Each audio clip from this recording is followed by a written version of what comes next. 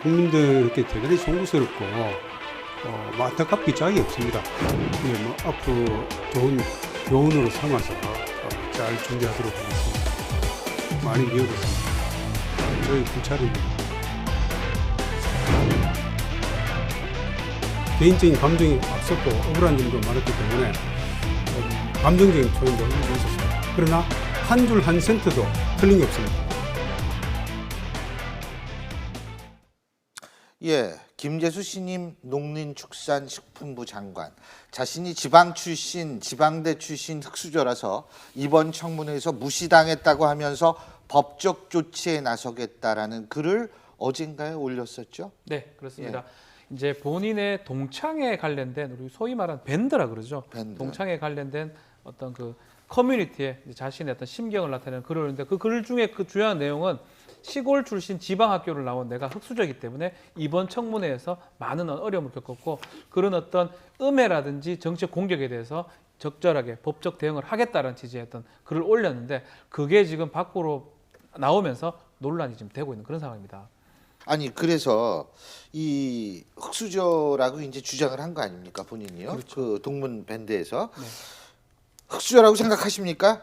제가 박 변호사님께 여쭤보는 겁니다. 이유가 있습니다. 글쎄 뭐 이렇게 흑수저라는 말 떠들지 마시고 시청자 여러분 궁금하시죠? 네. 우리 저 김재수 장관과 동문이십니다. 예, 뭐 저희 대학교가 뭐 흑수저라고 뭐 볼 수도 있기도 왜요? 하지만 또 안 읽기도 하고 뭐 이렇기 때문에 사실 좀 대답하기가 좀 곤란합니다. 예.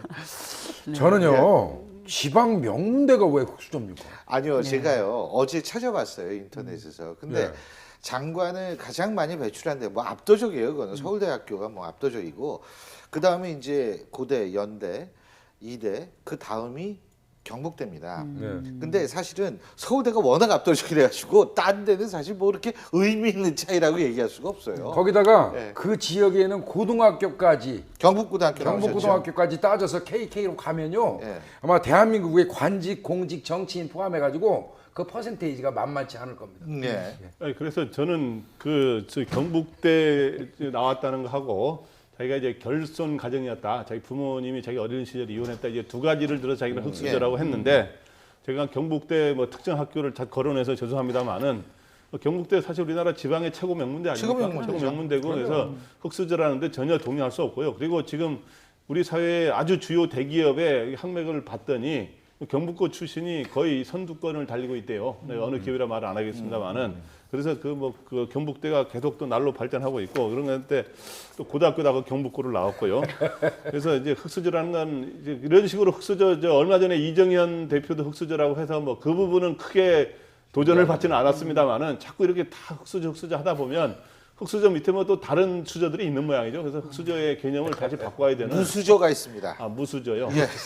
무수저. 흑수저 밑이 무수저입니다. 근데 이게 요새 흑수저가 이게 경쟁률이 대단해진 것 같아요. 그래서 뭐 흑수저 밑에 모래수저라고 또 있는지 모르겠는데 근데 저는 물론 이런 거는 김재수 장관의 입장은 이해합니다. 뭐냐면 자기의 가정사 문제에 있어서는 상당히 자극적으로 반응할 수밖에 없고 그걸 굉장히 섭섭하게 생각할 수밖에 없다는 건 전 충분히 그거는 이해를 하는데 근데 이제 다른 부분의 의혹도 많이 제기가 됐던 거고 그런 부분까지도 어떻게 되는지 모르겠습니다만 분명한 거는 본인 입장에서 보면 기분 좀 안 좋을 것 같아요. 왜? 조윤선 장관은 빠지고 자기만의 인권위가 안 되니까 이건 좀 기분 나쁠 수 있죠. 또 이것도. 네, 근데 여기서 흑수저 논란보다도 더 큰 문제는 자기가 이제 그 청문회 과정에서 비판을 많이 받았잖아요. 그게 이제 받은 걸 하면서 소위 방송인, 언론인, 뭐 종편 출연자라는 편도 썼어요. 이런 사람들이 자기를 여러 가지 어떤 근거 없이 공격했다 그러면서 그걸 법적 대응하겠다.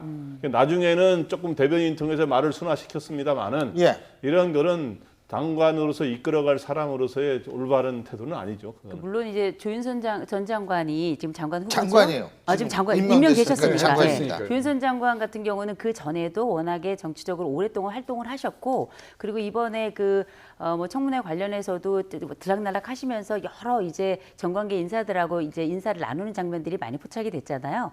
그럴 때 이제 그 전에 제가 그 조윤선 장관하고 같이 방송을 해보니까 이분의 특징이 하나가 있는데요.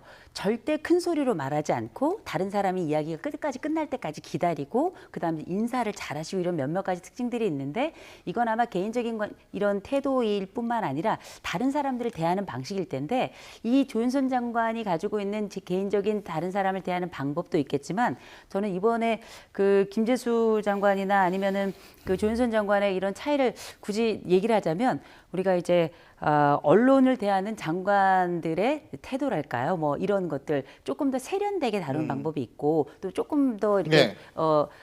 뭐 순수하다 그럴까요? 이렇게 만나는 약간 방식도 있을 투박하게. 텐데 예. 네. 어떤 방식으로 돼야든지 간에 특정하게 우리가 청문회라는 게 원래 어려운 과정이잖아요. 그렇죠. 네, 이런 과정을 어떻게 조금 더 좀 유연하게 대처했으면 어쩔까 싶은 생각이 듭니다. 좀 더 현실적으로 보면요, 저는 이분이 조금 문제가 있는 거는 전략적으로 봐도 그래요. 장관 시작부터 세상에 언론하고 전쟁 선포하는 사람이 어디 있습니까? 그래가지고 장관 하시겠습니까? 네? 이게 이제 정치인 출신하고 관료 출신의 어떤 차이점이라고 생각은 들기는 해요. 약간 뭐 제가 변명을 하면요. 근데 저게 SNS 어떤 개인 SNS면 좀 달라질 수 있지만 동창회 사이트라는 예. 거거든요. 동문 사이트이기 예. 때문에 그래서 그거를 아마 본인은 나갈 거라고 생각을 못한 걸로 보입니다. 그래서 아니요, 근데 그 이제 사이트 전파성이 강하잖아요. 근데 저는 뭐 그건 모르겠는데 지금 이런 얘기를 했어요. 잘못 보도 그 그래픽으로 한번 보여주셔도 됩니다. 잘못 보도 바로 잡혔으면 좋겠다는 취지이지 실제 법적 조치를 하지는 않겠다라고 본인이 이제 얘기를 했거든요. 그래서 어쨌든 다시 송구스럽다라고 얘기를 하는데요. 뭐 억울한 점은 전 뭐 많이 있을 수 있다고 봅니다. 근데 이제 제가 볼 때는 이분만 억울한 게 아니라 역대 청문회를 거친 사람들이 그렇죠. 상당히 억울한 부분이 많을 수 있습니다. 제가 볼 때에는 그런 부분도 사실 좀 고려를 했으면 좋지 않을까라는 생각이 듭니다.